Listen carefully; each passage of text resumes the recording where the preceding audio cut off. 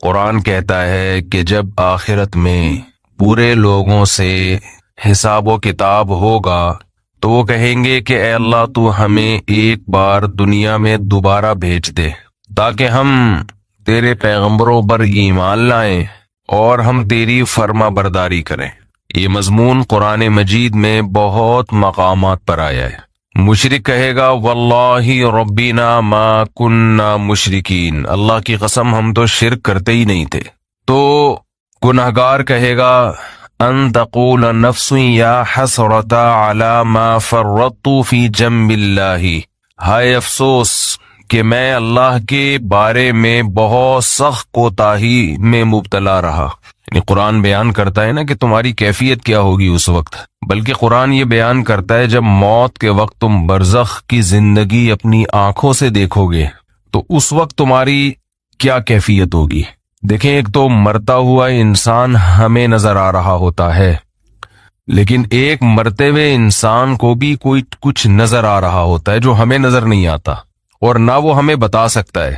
جیسے جو آدمی بستر پہ لیٹ جائے سونے کے لیے تو ایک پوزیشن تو یہ ہوتی ہے جس میں وہ مکمل جاگ رہا ہوتا ہے، جس میں ہم سے اس کا رابطہ ہوتا ہے۔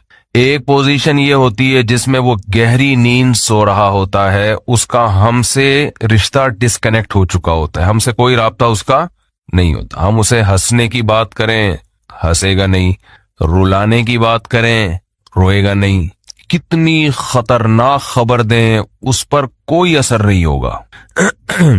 لیکن ہمیں یہ لگ رہا ہوتا ہے کہ یہ بے ہوش ہے، مگر وہ ایک الگ دنیا میں گھوم رہا ہوتا ہے۔ وہ جس دنیا میں گھوم رہا ہوتا ہے اس کے خواب کہا جاتا ہے، عالم خواب۔ وہ یہ سمجھتا ہے کہ یہ حقیقت ہے اس خواب کو۔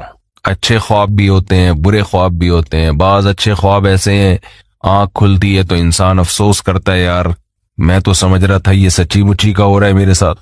بعض برے خواب ہوتے ہیں، انسان کی آنکھ کھلتی ہے، شکر ادا کرتا ہے، اللہ تیرا شکر ہے کہ یہ خواب تھا، اے اللہ تیرا شکر ہے یہ خواب تھا۔ لیکن خواب میں اس کو یہ احساس نہیں ہوتا کہ میں خواب دیکھ رہا ہوں۔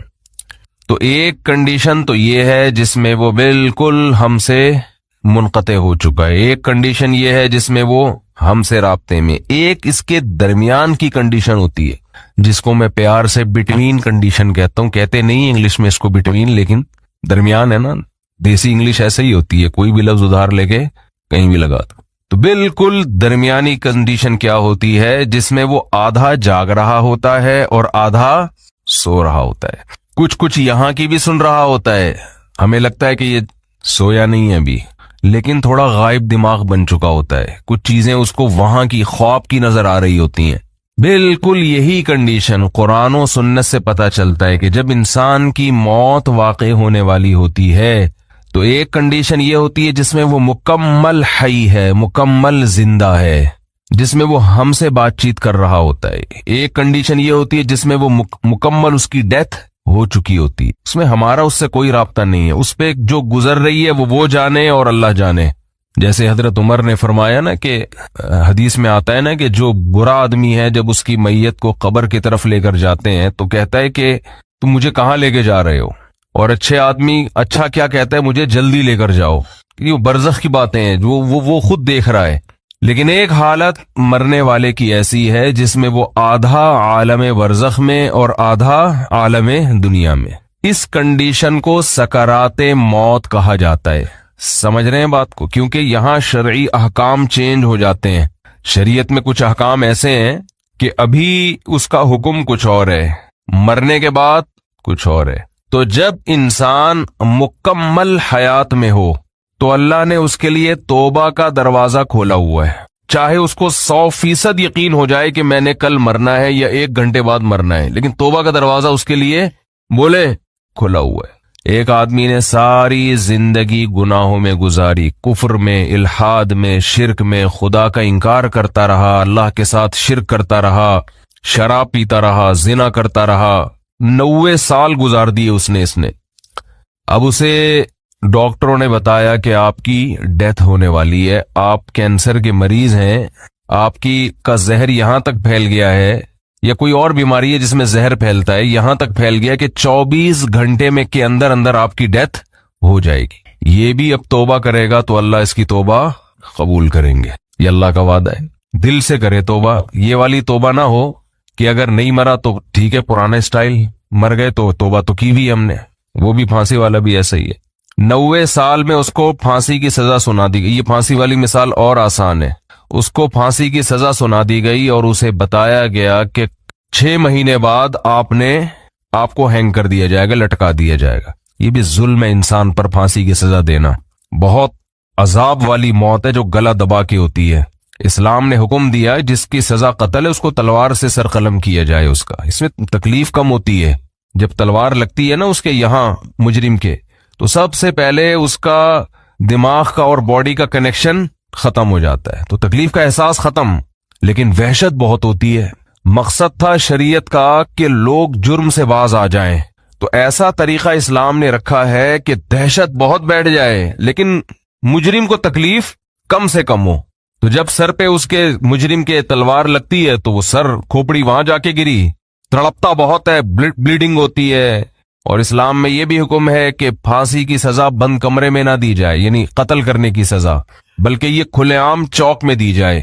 ساری دنیا اپنی آنکھوں سے دیکھے یہ، تاکہ معاشرے میں قتل رکے. اب دیکھو مجرم کے ساتھ بھی احسان کہ اس کو کم سزا دی، یعنی اس کو تکلیف سے بچایا جا رہا ہے، اور لوگوں کے ساتھ بھی احسان، ان پر دہشت بٹھائی جا رہی ہے تو لوگ قتل سے باز آئیں. مجھے یاد ہے 20-25 سال پہلے ہمارے بچپن کی بات ہے کہ ایک سعودی عرب سے ہمارے ایک دوست آئے ملنے کے لیے. وہ تھے اصل میں بلوچستان کے تھے، لیکن بائی بورن سعودی تھے. وہ تو بلوچی بھی بولتے تھے، اردو بھی بولتے تھے، عربی بھی بولتے تھے. کہنے لگے میں نے جب پہلی مرتبہ سعودی عرب میں سر قلم ہوتے ہوئے دیکھا ہے. بلوچی تھے بڑے مضبوط، بروہی.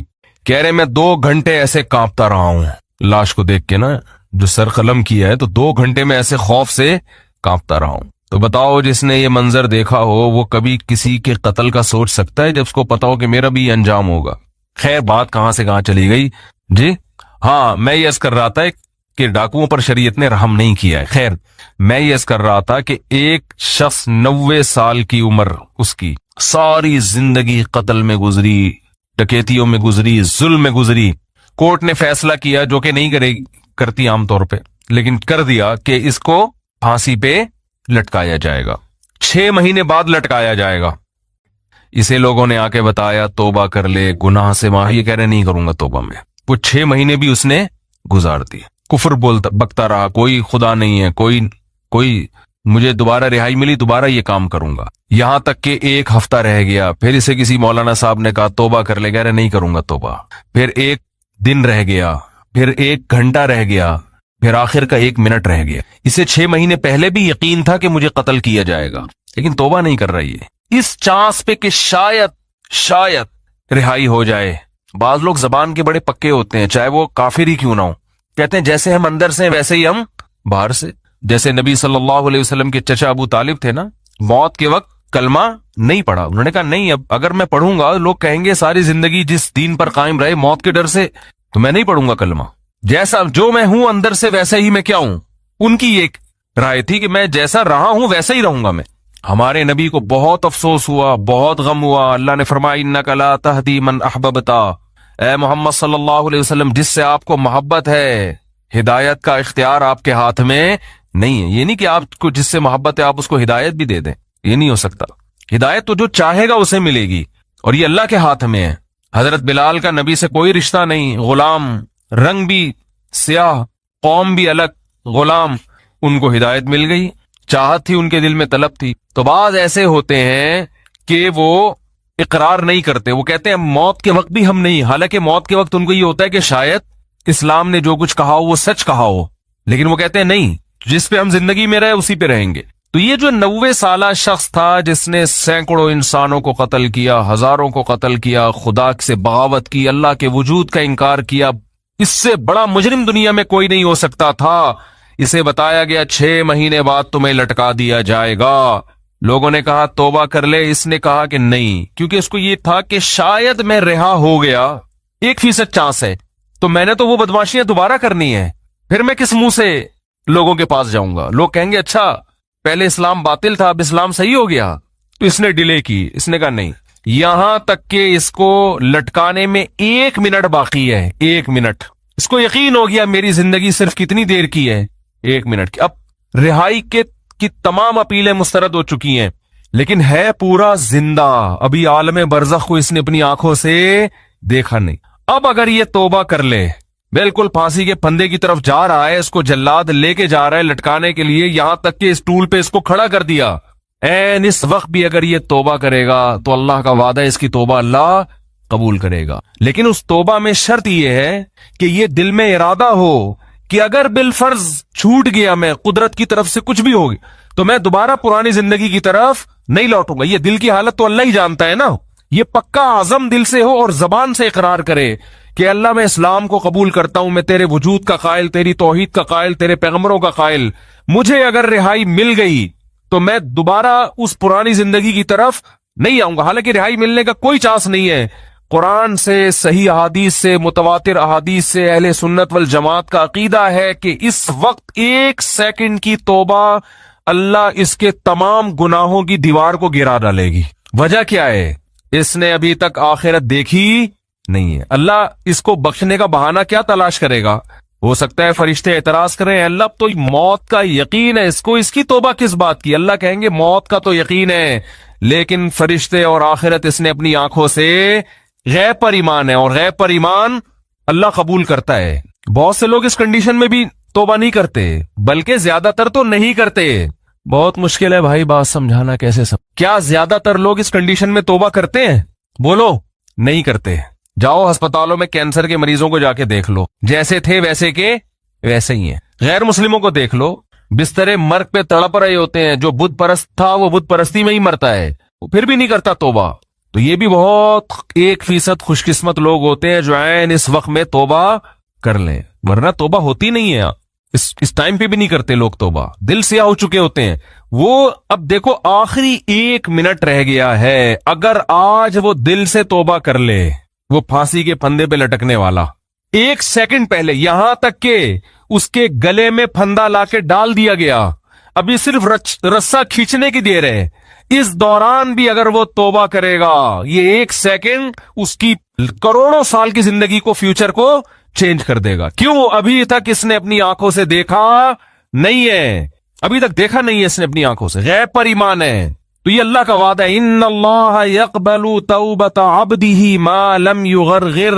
بخاری مسلم کی حدیث، نبی صلی اللہ علیہ وسلم نے فرمایا اللہ اپنے بندے کی توبہ اس وقت تک قبول کرتا ہے جب تک اس کو غرغرہ نہیں آتا. غرغرہ کا مطلب سکرات موت میں مبتلا نہیں ہو جاتا وہ. ہاں، جب اس کو ہینگ کیا گیا اور اس کی روح نکلنا شروع ہوئی، اور پھر اس نے برزخ کی زندگی اپنی آنکھوں سے دیکھ لی. اس نے دیکھ لیا کہ قرآن جو کہتا تھا کہ برے لوگوں کی روح، برے فرشتے سے مراد وہ فرشتے جو اللہ نے سزا دینے کے لیے متعین، فرشتہ تو برا نہیں ہوتا، وہ فرشتے جو خوفناک فرشتے ہیں وہ برے لوگوں کی روح قبض کرتے ہیں. جب یہ فرشتے اپنی آنکھوں سے دیکھ لے گا، اس کے بعد قرآن کہتا ہے کہ اب توبہ تو دور کی بات، زمین اور آسمان کی دولت بھی اگر خرچ کر دے گا، وعدہ کرے گا اللہ مجھے مہلت دے دے، میں پوری زمین آسمان کی دولت خرچ کرنے کے لیے تیار ہوں. اللہ فرماتے ہیں ما تقبل منہم، اللہ کا قانون اٹل ہے، اللہ اس کی ایک آنسو کی پرواہ نہیں کرے گا. پوری دولت دے دے اللہ اس کی پرواہ نہیں کرے گا. آج ملحد لوگ، ایتھیس لوگ کہتے خدا نظر نہیں آتا، جنت نظر نہیں آتی، جہنم نظر نہیں آتی، دکھاؤ. او بھائی اگر دکھا دی تو پھر آپ میں اور مومن میں فرق ختم ہو جائے گا. دیکھی ہوئی چیزوں پر تو سب ایمان لے کر آتے ہیں. قرآن کہتے ہیں غور و فکر کر کے ایمان لے کر آؤ. آپ کی خواہشات آپ کو صحیح سمت میں غور کرنے نہیں دیتی. ابھی ایک ملحد نے میرے خلاف کلپ بنایا ہے، میں نے مثال دی تھی ایک یونیورسٹی کے پروفیسر کی. جلدی سے بات کو سمیٹتا ہوں، کیا کروں یار. ایک ملحد نے کلپ بنایا، میں نے ایک مثال دی تھی یونیورسٹی کے پروفیسر کی. خوب اچھی طرح کھوپڑی میں بٹھائیں اس مثال کو. یہ لوگ نا باتوں کو گھماتے بہت ہیں، کبھی سیدھی بات نہیں کرتے. مجھ سے ایک طالب علم ملا، اسٹوڈنٹ ملا یونیورسٹی کا، اس نے کہا ہمارے ایک پروفیسر نے کہا کہ دیکھو گاڑی کے ایکسیلریٹر پہ ہم پاؤں رکھتے ہیں تو گاڑی موو کرتی ہے، بریک پہ پاؤں رکھتے ہیں تو گاڑی رکتی ہے. تو خدا کہاں ہے؟ یعنی ہر کام کرنے سے ہو رہا ہے نا. خدا تو جب ہوتا جب ایکسیلریٹر پہ پاؤں رکھو اور وہ روک دے گاڑی کو، بریک پہ پاؤں رکھو اور وہ چلا دے. تو یہ ہر کام کی ایک لاجک ہے. تو ہر کام کے پیچھے ایک سائنس ہے، ایک لاجک ہے. خدا نہیں ہے معاذ اللہ. میں نے کہا یہ مثال ہی خدا کے وجود کی سب سے بڑی دلیل ہے. گاڑی کے ایکسیلریٹر پہ جب تک پاؤں نہ رکھیں وہ چلے گی خود سے؟ بولو. جب تک کوئی بریک لگانے والا نہ ہو اس وقت تک رکے گی وہ. جو گاڑی ایک حالت سے ایک کنڈیشن اپنی ایک کنڈیشن کو چینج نہیں کر سکتی, کسی چینجر کے بغیر وہ گاڑی وجود میں آ سکتی ہے کسی خالق کے بغیر؟ بولو نا. تو وہ گاڑی یقیناً کسی نے بنائی ہے. تو ایک چھوٹی سی گاڑی خود سے نہیں بن سکتی. آپ کہہ رہے ہیں پوری کائنات ایک دھماکے سے خود سے وجود میں آ گئی ہے, اور انسان اور وسیم بھائی اور غفور بھائی سبکتگین صاحب اور یہ خواتین اور مرد اور گائے بھینسے اور زمین سورج کے گرد اور جو ہے وہ چاند زمین کے گرد, پورا ایک اتنا بڑا نظام, بارشوں کا نظام, صحراؤں کا نظام, یہ سارا سیٹ اپ ایک بے جان تصویر خود سے وجود میں نہیں آ سکتی کروڑوں سال میں. اور ایک چلتی پھرتی تصویر جو دیکھتی ہو, ناک سے سونگتی ہو, کانوں سے سنتی ہو. کوئی کہے نا کہ یہ آنکھ ناک کان تصویر پینٹنگ کر کے خود وجود میں آ گئی ہے, کوئی مان لے گا؟ خربوں سال میں بھی نہیں ہو سکتا. لیکن ایک ایسی آنکھ وجود میں آ گئی جس میں دیکھنے کی صلاحیت, ایک ایسی ناک وجود میں آ گئی جس میں سونگنے کی صلاحیت. یہ اور میرا اعتراض تھا, اس ملحد نے اس اعتراض کا جواب نہیں دیا. اس نے جواب کیا دیا ہے؟ اس نے کہا گاڑی کی مثال یہاں فٹ نہیں آتی, کیونکہ گاڑی بنی ہوئی چیز ہے, اس میں ایوولوشن نہیں ہوتا, اور اس کائنات ایوالو ہو کے یہاں تک پہنچی ہے. نہیں آئی بات سمجھ میں؟ کہہ رہے گاڑی جو ہے نا وہ ایوالو تھوڑی ہوئی ہے یہاں تک, گاڑی تو کسی نے بنائی ہے, تو گاڑی پہ فٹ نہیں ہو سکتی. سوال تربوز کے متعلق تھا, جواب میں کیا پیش کیا جا رہا ہے؟ خربوزہ. آپ سے سوال پوچھا امتحان میں, محمد بن قاسم نے ہندوستان پہ 17 کیا کیے؟ آپ نے کہا محمد بن قاسم ناشتے میں پراٹھا کھاتا تھا. اگلا بولے گا بھائی تم سے پوچھا کیا جا رہا ہے, وہ سوری محمود غزنوی نے, محمد بن قاسم نے نہیں, وہ صبح ناشتے میں کیا کھاتا تھا. تو یہ جواب تھوڑی ہوگا. سوال دوبارہ دہرا دیتا ہوں میں, ایک معمولی سی چیز ایوولوشن کے ذریعے کار کی شکل اختیار نہیں کر سکتی. اتنی مینجمنٹ کہ ایکسیلیٹر کی جگہ ایکسیلیٹر ہو, بریک کی جگہ بریک ہو, اسٹیئرنگ کی جگہ ایسی بہترین مینجمنٹ. تو یہ ایوولوشن کوئی ایسی عجیب چیز ہے جس نے خود سے, یعنی نیچر ہے نا, نیچر اتنی ذہین, اتنی فتین, اتنی زبردست چیز ہے کہ خربوزے کے بیج میں اس نے ایسے سافٹ ویئر انسٹال کر دیے کہ جب زمین میں ڈالو تو پہلے پودا اگے گا, پھر پھول اگیں گے کیڑے مکوڑوں کو مائل کرنے کے لیے, پھر نر مادہ کا ملاپ ہوگا, پھر جب نر مادہ کا ملاپ ہوگا اس میں کچا پھل پیدا ہوگا, وہ پھل بڑا ہو کر دوبارہ خربوزہ بن جائے گا. ہر خربوزے میں دوبارہ ایسے سینکڑوں بیج ہوں گے جن کو ڈالو گے تو پھر یہی پروسیس ہوگا. ہزاروں سال سے یہ پروسیس ہو رہا ہے, اور یہ فطرت نے خود اپنے آپ کو مینج کر لیا. خدا کی قسم دنیا میں اس سے بڑا بیوقوف اور جھوٹا اور کذاب اور دجال کوئی نہیں ہوگا جو یہ دعویٰ کرے. آپ انسان کو مانتے ہو ایوولوشن ہو رہا ہے, ارتقاء, اردو میں ارتقاء کہتے ہیں اس کو. یہ کیا ارتقاء ہے یار؟ کہ دیکھو ارتقاء, بندر کروڑوں سال ترقی کرتے کرتے انسان تک پہنچ جاتا نا, یہ ہوتا نا ارتقاء. یہاں کیا ہو رہا ہے, 9 مہینے میں کیا ارتقاء ہو رہا ہے؟ ایک پانی کا قطرہ ماں کے رحم میں جاتا ہے بھائی, اور 9 مہینے میں ماں روٹی کھا رہی ہے, 9 مہینے کے اندر اس میں آنکھ, ناک, کان, دل, دماغ, جگر, گردے, پھیپڑے, ہر چیز بن کے اپنی جگہ فٹ ہو کے, اور ایسی مینجمنٹ ہے خاندانی. ادھر بچہ ماں کے پیٹ سے باہر آیا, فوراً ماں کی چھاتیوں میں دودھ پیدا ہوا, پانی میل کا ہے اور بچہ فیمیل کے بطن سے پیدا ہو رہا ہے, ان دونوں کے ملاپ سے. اور ان دونوں کا ملاپ بچہ پیدا کرنے کے لیے نہیں تھا, اپنی خواہش پوری کرنے کے لیے, سیکس کے لیے تھا. اس سیکس کے نتیجے میں انسان وجود میں آ رہا ہے. ان دونوں میں بھی آپس میں کوئی ربط نہیں ہے. جانور جب میل فیمیل آپس میں ملتے ہیں ان کے دماغ میں بھی نہیں ہوتا کہ ہم نے نسل بڑھانی ہے, وہ اپنی خواہش پوری کرنے کے لیے ملتے ہیں. لیکن فطرت نے ایسی زبردست مینجمنٹ کی ہوئی ہے, ان کی خواہش پوری کرنے کے جذبے کو ان کی بریڈنگ کا ذریعہ بنا دیا. یہ بھائی ایسی مینجمنٹ اللہ کی قسم کروڑوں اربوں کھربوں سال میں بھی آٹومیٹیکلی خود بخود نہیں ہو سکتی. وہ سیکس کے لیے جا رہا ہے, اس کے پاس, اس کے دماغ میں نہیں ہے کہ اولاد پیدا ہوگی. اس کا آپس میں کوئی ربط نہیں ہے نا انسان کا. اور سیکس پورا کرنا تو ایک ہوس سمجھا جاتا ہے, ایک ہوس سمجھا جاتا ہے. میل فیمیل کی طرف مائل ہوتا ہے اولاد پیدا کرنے کے لیے نہیں. لیکن قدرت نے چونکہ نسل بڑھانی ہے تو قدرت نے کہا یہ نسل ان کے کنٹرول میں نہ رکھو, ان کے اندر ایسی خواہش پیدا کر دو میل فیمیل کے اندر, یہ اپنی خواہش کے لیے ملاپ کرے. اور فطرت اس ملاپ سے ایک نیا کام لے رہی ہے, انسانوں کی نسل بڑھانا, جانوروں کی نسل بڑھانا. حالانکہ ان دونوں, دیکھو مولانا شلوی تھانوی رحمۃ اللہ علیہ ایک بڑی پیاری مثال دیا کرتے تھے, کوئی مرد اور عورت جنگل میں پیدا ہوں, یعنی کوئی بچے ہو, ان کو جنگل میں چھوڑ کے چلے جائیں آپ, ان کو نہیں پتا ہوگا نا کہ ہم دنیا میں کیسے آئے. وہ غور کرتے رہیں گے سائنسدانوں کی طرح نا بیٹھ کے. انہیں کوئی بتائے کہ تم ایسے وجود میں آئے کہ مرد اور عورت کا ملاپ ہوا, اس میں پانی کا ایک گندا قطرہ, اور وہ قطرہ دکھا دیا جائے کہ یہ ہے, اس میں ایسے صلاحیتیں ہیں کہ یہ جب ایک خاص پروسیس کے تحت ماں کے رحم میں گزرے گا تو اس میں آنکھ ناک کان دل دماغ جگر تم جیسا انسان پیدا ہو جائے گا. مولانا تھانوی فرمایا کرتے تھے وہ 100 دفعہ آپ قرآن پہ ہاتھ رکھ کے قسمیں اٹھا لیں وہ اس بات کا یقین نہیں کرے. وہ کہہ رہے ہیں ہو ہی نہیں سکتا. وہ فرضی مفروضے گڑے گا, وہ کہے گا یہ نہیں ہو سکتا. جب تک وہ اپنی آنکھوں سے دیکھ نہ لے, دیکھے گا تو کہے گا کہ واقعی یہ ہوا ہے. ہم تو دیکھ رہے ہیں اپنی آنکھوں سے اس لیے مانتے ہیں. تو کیوں خدا کے دشمن بنے ہوئے ہو بھائی؟ مان لو اس خدا نے اور پھر دیکھو کہہ رہے کہ مٹی سے بنایا. قرآن کبھی کہتا ہے مٹی سے بنایا, کبھی کہتا ہے پانی سے بنایا. تو کہہ رہے قرآن کی آیتیں آپس میں ٹکرا رہی ہیں. قرآن ہی پڑھ لیا ہوتا تو آپ کو پتا چل جاتا. قرآن کہہ رہے ہیں سورہ حج کے پہلا رکوع, یا ایھا الناس ان کنتم فی ریب من البعث, ہے لوگوں اگر تمہیں یقین نہیں آتا نا میں مٹی کو دوبارہ کیسے انسان بناؤں گا, فإنا خلقناکم من تراب, سب سے پہلے ہم نے تمہیں مٹی سے بنایا, ثم من نطفہ, پھر اس مٹی کو نطفے میں تبدیل کر کے پھر نطفے سے بنایا, ثم من مضغہ, پھر اس نطفے کو ہم نے من علقہ خون میں تبدیل کیا, ثم من مضغہ, پھر گوشت میں تبدیل کیا. تو قرآن کہیں کہتا ہے خون سے بنایا, قرآن کہیں کہتا ہے گوشت کے لوتھڑے سے بنایا, قرآن کہیں کہتا ہے مٹی سے بنایا. قرآن ان تمام اعتراضات کا ایک آیت میں جواب دے دیتا ہے کہ یہ ترتیب وار بنائے ہم نے. لیکن قرآن اصل میں جو بتانا چاہ رہا ہے, ملحد وہاں سے ایسے نظریں چرا کے بھاگتے ہیں اور ایسے نابینا بن جاتے ہیں جیسے کبوتر بلی کو دیکھ کے آنکھیں بند کر لیتا ہے. قرآن کہہ رہا ہے یہ سارے پروسیس ایوولوشن کا نتیجہ نہیں ہو سکتے. اتنا زبردست فطرت اپنے آپ کو مینٹین نہیں کر سکتی کہ پہلے مٹی سے منی کا قطرہ بن رہا ہے, پھر اس منی ماں کے رحم میں جا رہی ہے, وہ گوشت میں, وہ خون میں تبدیل, پھر خون گوشت میں تبدیل, پھر گوشت, اور یہ ساری ایسے کوئی ایسا نہیں کہ لوتھڑا باہر آ جائے.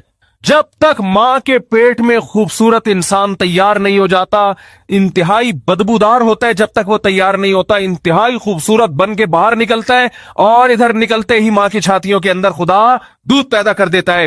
اے لوگوں اگر تمہیں شک ہے خدا تمہیں مٹی میں جانے کے بعد دوبارہ کیسے زندہ کرے گا, اللہ فرماتے ہیں اپنے ماضی کی طرف دیکھو, جو اس طرح سے 9 مہینے کے اندر اتنے پروسیس سے گزار کے انسان بنا سکتا ہے ایک پانی کو, وہ اس مٹی میں جان ڈال کے تمہیں دوبارہ بھی انسان بنا سکتا ہے. تو سوال میرا کیا تھا اور جواب گھما دی. اور نیچے لوگوں کے کمنٹس ہیں, ہاتھ تان کے رکھو ان مولویوں کو, کھینچ کے رکھو, اس طرح کی نا کمنٹس ہوتے ہیں لوگوں کے کہ یہ لوگوں کو مذہب کے نام پہ الو بنا رہے ہیں. مذہب نے جتنا مولویوں کو جکڑا ہے نا اتنا آپ لوگوں کو نہیں جکڑا. تھوڑی دیر کے لیے اللہ نہ کرے اللہ نہ کرے ہم تصور کر لیں مذہب کی چادر اتار کے پھینک دیں ہم, تو ہمارے لیے بھی عیاشی کے دروازے کھلے ہوئے ہیں جیسے آپ کے لیے کھلے ہوئے ہیں. عیاشی پھر تو جو چاہے کرو بھائی. لوگ یہ تانا دیتے ہیں کہ ان مولویوں کی عزت مذہب کی وجہ سے ہو رہی ہے, اس لیے مذہب کی طرف لوگوں کو لاتے ہیں. مذہب سے ہٹیں گے ظاہر ہے جو لوگ ہاتھ پاؤں چوم رہے ہیں عزت دے رہے ہیں وہ ختم ہو جائے گی نا. ہدیے ملتے ہیں لوگوں کی طرف سے, نذرانے ملتے ہیں, ان دعویٰ ہے یہ. فرض کر لو ہدیے نذرانے بھی مل رہے ہیں, آپ بھی اپنے بچوں کو پھر مولوی بنا دو نا. ہمارے سابق صدر کو چاہیے کہ وہ اپنے بچے کو مدرسے میں داخل کر دیں. اس میں عیاشی کیا ہے, بولتے کیوں نہیں, اس میں زیادہ عیاشی ہونی چاہیے نا. پھر وہی مثال ہے, لوگ مجھے کہتے ہیں 4 شادیوں میں عیاشی, میں کہتا ہوں پھر کروا لو. ہمارے سابق صدر سے بولو آپ کر لو 4 شادیاں. عیاشی کا تو کس کو شوق نہیں ہوتا, دنیا کے ہر عیاش آدمی کو چاہیے 4 کر لے. وہ کہتا ہے نہیں نا اس میں عیاشی, بولتے کیوں نہیں ہے. تو آپ ایسی عیاشی کا لیبل ہماری طرف لگا رہے ہو جو عیاشی آپ خود کرنے کے لیے تیار نہیں ہو. آپ کہہ رہے ہو نا کہ نبی صلی اللہ علیہ وسلم نقل کفر نباشت 9 بیویاں رکھ کے معاذ اللہ نقل کفر عیاشی کی ہے, تو آپ 4 رکھ کے عیاشی کر لو. آپ تو بیوی بنانے کے لیے تیار نہیں ہوتے, آپ گرل فرینڈ پہ گزارا کرتے ہو, کیونکہ آپ کو پتا ہے کہ اسلام نے جب 4 کی اجازت دی ہے تو مرد کے ذمے اتنے خرچے ڈال دیے ہیں کہ مرد یہ کہتا ہے میں اس پوری ڈیٹیل کے ساتھ, اس نان نفقہ اٹھانے کے ساتھ میں 4 کرنے کا ارادہ نہیں کرتا, وہ نہیں اس عیاشی پہ آتا. اکثر یہ کام مذہبی لوگ کرتے ہیں, عیاش لوگ شراب کباب والے یہ کام نہیں کرتے. اور رہا مسئلہ کہ علماء کی گاڑیوں کو دیکھتے ہیں لوگ, لینڈ کروزر میں گھوم رہے ہیں. علماء کے ماضی کو دیکھو. ہم جب مدرسے میں گئے نا, پہلا سال تھا ہمارا, تو عربی کی کتاب ہم پڑھ رہے تھے, اس میں ایک بڑی زبردست بات لکھی. ہم بڑے علماء کو دیکھتے تھے, بڑی گاڑیاں, اور ہم اپنی حالت دیکھتے تھے ہمارا, تو ہم نے کہا یار ہم تو پتہ نہیں فیوچر کچھ کھانے کو ملے گا کہ بھی نہیں ملے گا, کیونکہ سارے علماء کا ساتھ ایسا تھوڑی ہوتا ہے. تو ہمارے استاذ نے بتایا کہ جو علماء کے فیوچر کو دیکھ کے زندگی گزارے گا نا وہ ناکام ہوگا. وہ کیا ہوگا, ان علماء کا, یعنی وہ گمراہ ہو جائے گا. ان علماء کا ماضی دیکھا کرو کہ انہوں نے ماضی کیسے گزارا ہے. تو جاؤ مدرسوں میں جا کے دیکھ لو, آپ بھی دیکھ لو, ہم آپ کو دکھا دیں گے کیسا ہوتا ہے. وہاں وہ سہولتیں نہیں ہوتی عام طور پہ جو یونیورسٹیوں میں ہے. وہاں وہ کیریئر نہیں ہوتا فیوچر کا, جو آپ کا بچہ, یقین نہ آئے نا, آپ کی بیٹی کے لیے, آپ کے بیٹے کے لیے کوئی رشتہ آئے, آپ بتاؤ کہ ہمارا بیٹا مدرسے میں پڑھ رہا ہے, آئی بات سمجھ میں؟ 100 رشتے آئیں گے، 1% چانس ہوگا کوئی ہاں کر دے، 100 میں سے 1% چانس. جب آپ نے بتایا نا ہمارا بیٹا کیا کرتا ہے، بولو مدرسے کے دوسرے سال میں، ابھی 6 سال اس کے باقی ہیں، یہ 4 سال باقی ہیں، یہ آخری سال ہے، دور حدیث کر رہا ہے، پتلی گلی سے نکلیں گے وہ. اور اسی شکل کا، اسی قد کاٹ کا آپ کا دوسرا بیٹا ہے جو میڈیکل کالج میں پڑھ رہا ہے، جو کمیشن آفیسر بن رہا ہے، یعنی آرمی جوائن کر رہا ہے. 100 میں سے 99 ہاں کریں گے، ایک بیوقوف ہوگا لڑکی کا ابا، وہ کہے گا مجھے ایسی جگہ میں نے ڈاکٹر سے نہیں کرنی. تو کیریئر تو ادھر ہے میرے بھائی. یہ تو کوئی ایک آدھ مولوی ہوتا ہے بےچارا جو، ورنہ اکثر تو ہمارے مدرسوں